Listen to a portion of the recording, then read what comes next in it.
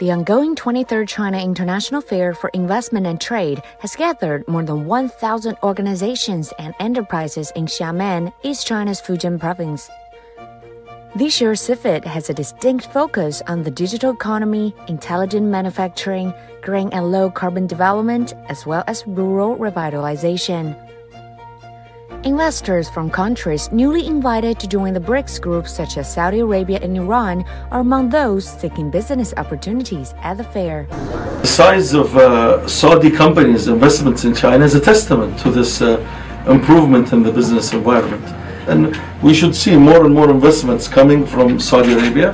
We're going through a massive growth story, from infrastructure to digital infrastructure to digital gaming, to also deeper into the chemicals value chain, to the mining sector and the industrial, whether it's aerospace, automotive or shipbuilding.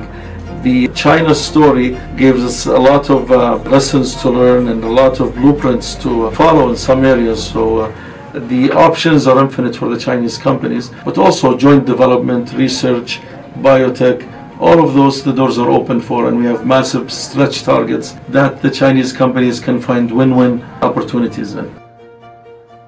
در این نمایشگاه بسته‌های سرمایه‌گذاری مربوط به این 48 منطقه رو ارائه کردیم. ما معتقدیم که زمینه‌های همکاری بین ایران و چین بسیار متنوع هست. چین در حال تبدیل شدن به بزرگترین مصرف کننده انرژی در دنیاست و ایران بزرگترین دارنده مجموع منابع نفت و گاز جهان هست. علاوه بر این در بخش‌های مثل کشاورزی، خودروسازی و فناوری اطلاعات امکان همکاری بین ایران و چین وجود داره.